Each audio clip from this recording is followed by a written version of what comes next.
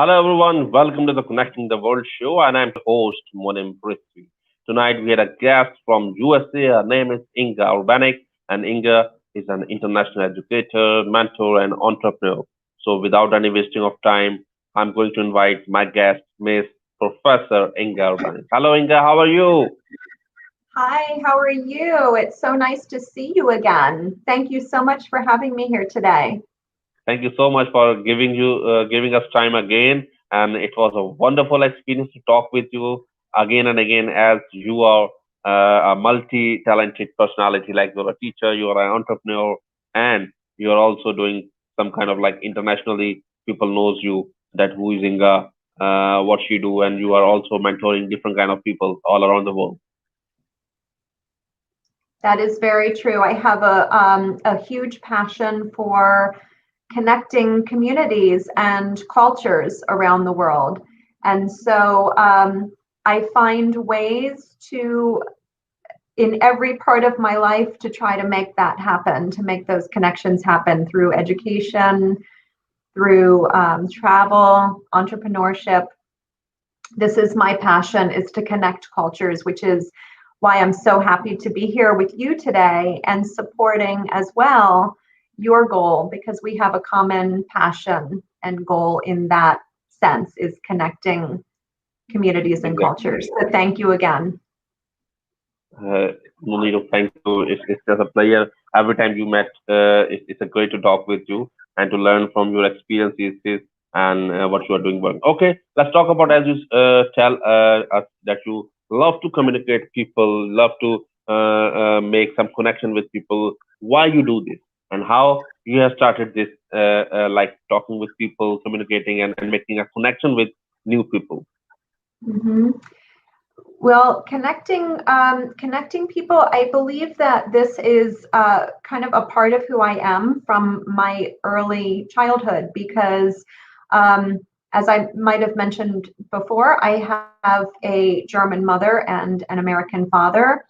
So I was raised in a family that had different cultures and different backgrounds and different languages and different types of food and different ways of behaving really in this world. And so that it planted the seed very young in my mind that, um, there's beauty in different cultures and in diversity. So throughout my life, this passion continued through studying international business, through becoming an English professor, through eventually creating a travel business, creating opportunities even for partnerships with schools, with partnering elementary schools here in the United States with schools and school children in other countries around the world to be able to create and establish connections. So it's every little piece that I've been doing. I find that when people actually have an opportunity to connect with um, diverse cultures, different ways of life, different ways of thought, and they truly get to connect to truly experience the other way of life. What ends up happening is that relationships start to form and friendships start to form and understanding starts to form. And what ends up happening that I see is that the differences or the cultural differences that maybe perhaps divide us, either through politics or through religion or whatever it might be, they in some ways start to melt away because we end up connecting on a human level. Um, and so you become my friend in Pakistan. Like you're not Pakistan, you're just my friend, right? So, but you happen to live in Pakistan. And so, because of that, we're able to create connections with people from diverse backgrounds around the world who may otherwise not have had that type of opportunity. So, this is what I find is my passion. in all these different areas of my life that I've created. Okay, now I want to learn something and I want to know about that. Like you communicate with different kind of people, different kind of culture. So how you do communicate with them? Did any training before going to this field, or you just started as your own? Yeah, sometimes I didn't do training when I started this. I think that sometimes as we develop and get, experience more of the world and have the period of self-reflection, and we start to really understand who we are as a person and what unique strengths we have, even without training, let's say, I find that there has been kind of a common theme in my life where people have said to me again and again that either, that they feel very comfortable talking to me, or we're able, that this partnership or these connections come very naturally. And so because of that, I realized that this is something that I can offer, through, as I said, through teaching, through travel. Um, so I'm not a politician. I'm not trained in anything like this. It's just kind of a human element. I do have my master's degree in teaching ESL. I am working on my doctorate in international education because I do feel it's important to learn as much as I can in order to be able to share with the world in the best way that I can. But, I think that sometimes we end up in a field it through kind of introspection and understanding what our own unique and inherent strengths and gifts are to the world. And so this is really what I find is something that I'm able to do with my own passion, highly motivated, and to share this with the world. Great. Okay, as you told us that you have done your teaching degree before that, and I think as a teacher, that's the best way to communicate with people because when you are a teacher, you communicate with different kind of students. Like sometimes you have a different kind of student from different kind of countries and different kind of nationalities, different kind of they speak languages. And when you came to one class and you are a teacher of English, and so that's make take a good preference. Like when you went to people to communicate with new people, it helps you your teaching experience there. So how to communicate them, how to talk with them, how to make a good connection with them. So give us some good kind of tips. If a person like me wants to build a connection with new people, not only in my country, all around the world, globally, nowadays in pandemic situation, as I'm doing interviews online. So how can I build a connection with them? Not only That's for a, interviews, after the interviews, how can we communicate? How can we interact with each other? How can we connect each other? Not only just for interviews, after that interviews too. Mhm. I think that the beginning is, first of all, is as you're doing now, it's to be able to have some type of a platform where you are truly able to have open dialogue, to be able to communicate. Um, and there is a power of what I like to say that is very essential. There's kind of a couple essential elements that help a lot with connections. And these are the power of empathy and the power of humility. And what I mean by that is that in order to truly connect, it's important, in my opinion, to come from a place of humility where we don't come into thinking that our way is the right way or that our way is the only way. So it's important to first start with that openness to learn and to receive from the other person, the other culture, whatever that might be. And even if, which the views will be different, because we're talking about different cultures. So it's first starting with that idea of humility, really, and understanding that there's more than one way to do things. And then, through dialogue, through acceptance, through the power of empathy, and empathy meaning understanding truly, having the ability to really understand what is it like to be in your shoes, or for you to be in my shoes, right? The power of empathy helps a lot in developing true connections, so that these are not connections of dominance, and they're not connections of a power imbalance, or they're not in any kind of colonization. They're not anything in this way.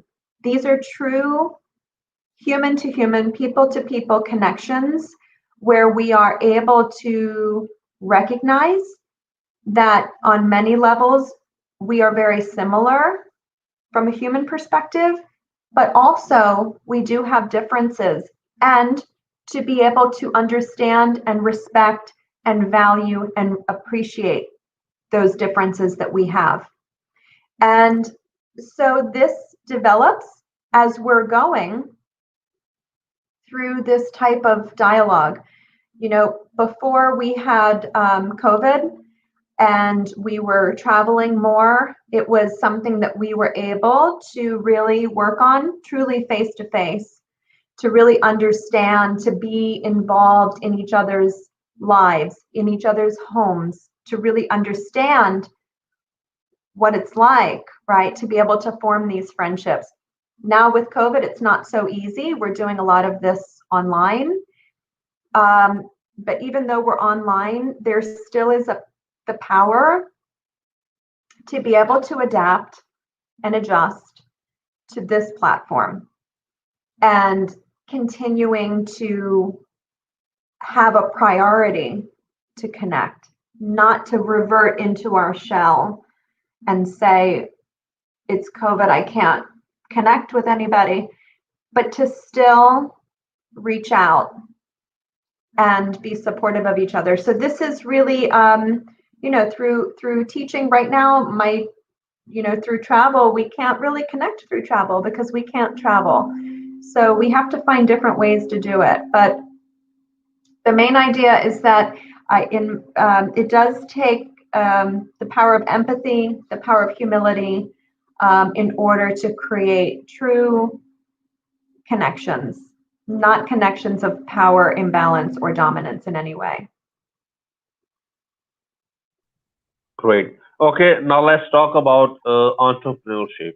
As you are an entrepreneur, how you started your business, and first of all, tell me how you got an idea about your business, from where you got it, the idea, because everything matters.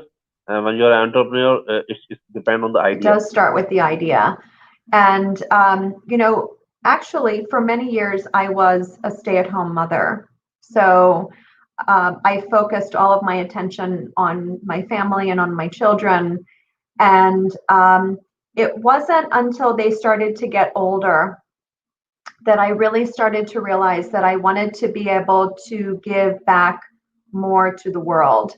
I felt like my children are getting into a spot where I've been able to help them a lot, to develop into the characters that they are, and that now together with my family, I'm able to start to reach outward a bit more.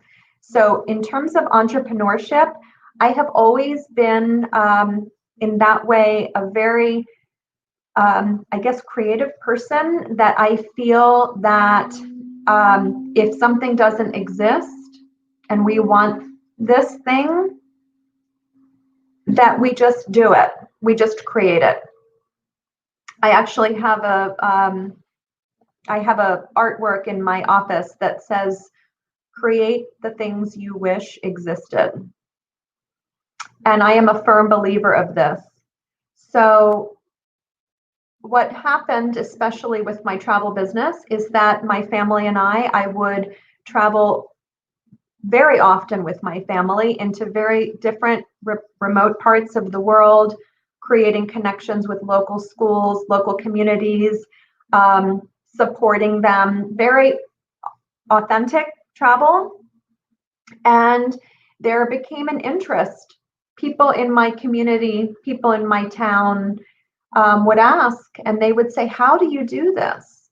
How do you travel in this way and get to go all these places with your family that nobody knows about, right? And that you're able to see these things and make a difference in this way. So it slowly started in this way, that there became just some interest locally in the community. So I started to branch out, just volunteering locally, and I would volunteer to create trips for schools, for Girl Scout troops, for anybody who wanted to have this type of an opportunity. I started to share these ideas with them. And slowly, as it started to grow, is when I realized, people outside of my community are interested as well.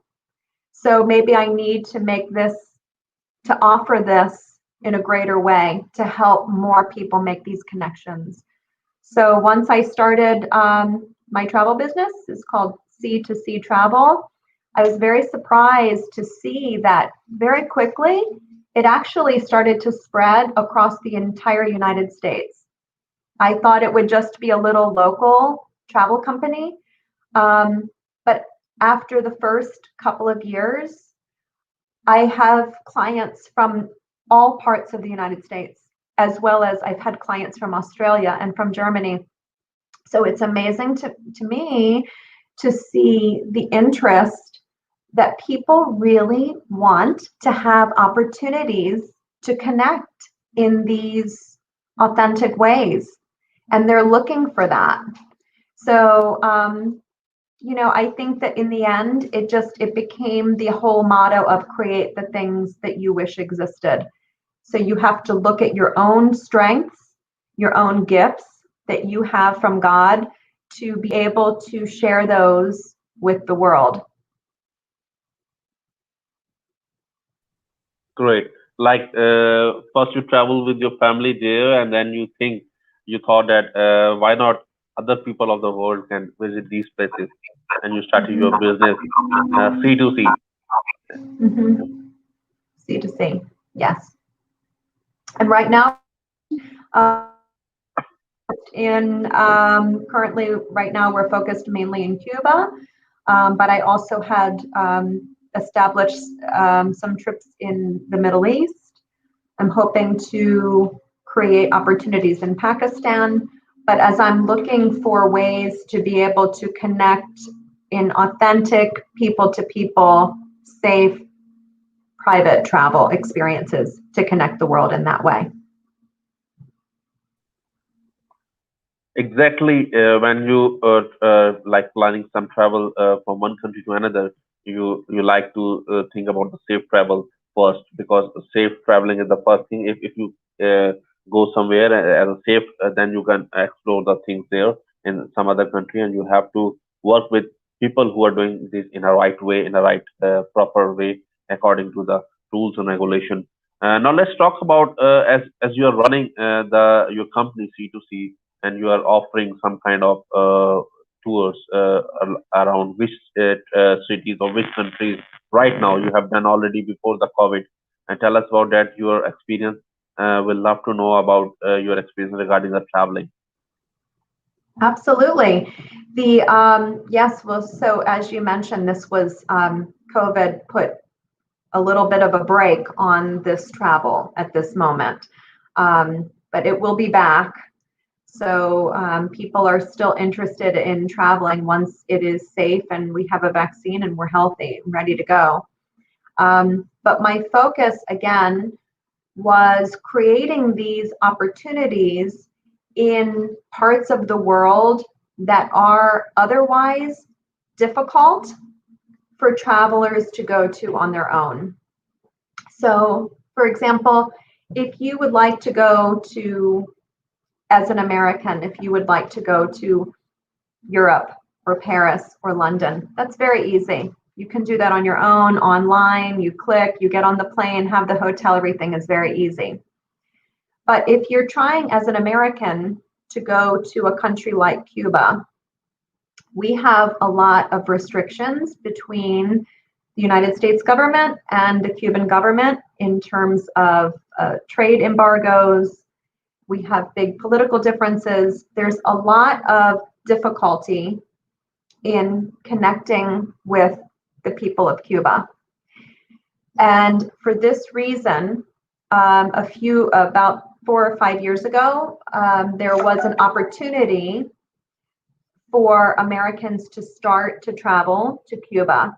Cuba had opened its doors a little bit, and that under certain travel regulations, we were allowed to go to Cuba. And this was at the same time that I had started C2C travel.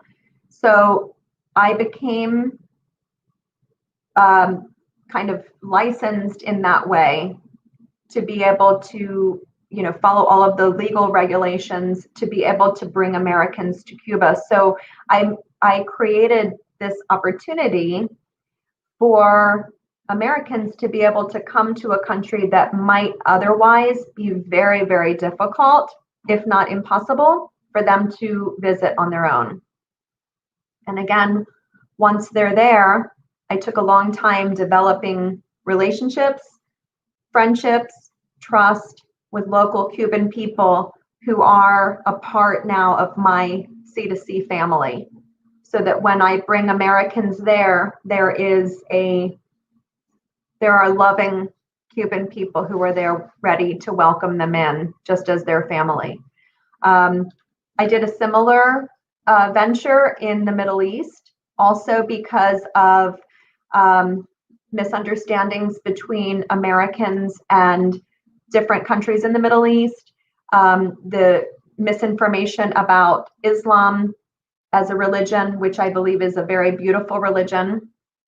I felt that it was very important also for Americans to have that opportunity to be able to have similar experiences in the Middle East, to be able to visit different mosques, different holy sites, different, to really be able to understand again and connect people to people, that in the end, we have common human elements. We have differences. We have to understand our differences, but that there's a lot of commonality. So this is where I am. Again, I'm a small business. I run every trip. I have every trip. Every tour is set up exactly. I know exactly where people are going. I know exactly who they're with. So it takes a long time to make sure that everything is done exactly right. So for this reason, it's very small and targeted in terms of the countries at this moment where I am focused to bring my clients. Got it. Your point, like you are on a just like you have started your business and you are growing day by day, and you know exactly where your clients want to go and how many days they are planned. Like you already settle all the things before, like you don't do on a one night or 2 days. You take your time to plan the trip according to your way, according to your client requirements, and then you plan the trip. According to their needs. And a lot of times, so everything is very custom, but the whole idea behind it, the whole idea for every trip that I do is to create these authentic opportunities to connect and understand people in the host country. It's not to just stand as a tourist and take pictures and get in the car and drive away. It's to live with the local people. It's to eat with the local people, to interact, to help and support if there's a way, to visit schools, things where really they become almost changing to my guests who go. And the Cuban families who host my guests also become changed in a way because they're able to connect in an opportunity, in a way that maybe they would not have otherwise been able to do. Like you try two things in a one trip. Like they are also enjoying the site and they are also connecting with the local people. They Yes. can know how they are living, what's their culture exactly, what they eat, what they wear, how they speak, how they live. Yeah. Yes. So that's the best way if someone wants to travel, because a lot of travelers came all over the world, and they went there, they take a picture, take a videography, and they came back. But if a traveler or vlogger went there and spent a time with the family, and be there as a family member, this is a great impact for both of them, like Hmm. for the family and also for the that vlogger, or the a person who is traveling all around the world. He makes a good connection with them, and after when he went to back to his country, and then he communicate, hey, hello, how are you? It's just a very good way to communicate with each other.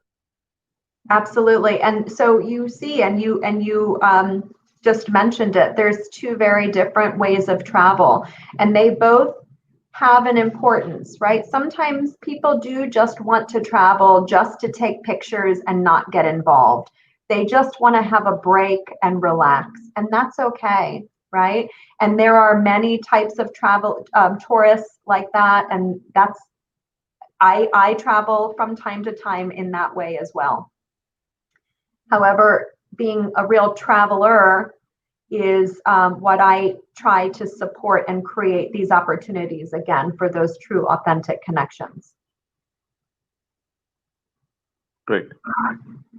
Thank you so much, Miss Inga. You gave your precious time to us, and it was a fantastic.